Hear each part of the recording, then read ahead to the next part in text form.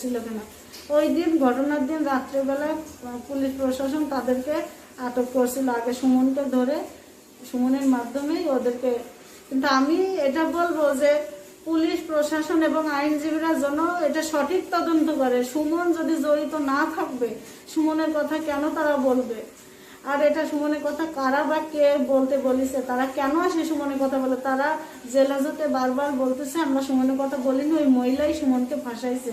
এবং আমার বিরুদ্ধে উল্টা এটা মামলা আসতেছে যে আমি খারাপ মহিলা, আমি ওদেরকেও খারাপ কাজ করার জন্য ডাকছিলাম। কিন্তু আমার নাম্বার দিয়ে, ওদের নাম্বার দিয়ে ট্র্যাক করে যেন সঠিক তদন্ত করা হয়, আর আমাকে যে ধর্ষণটা করছে মূলত তার ফাঁসিটা হয়, তার বিচার হোক।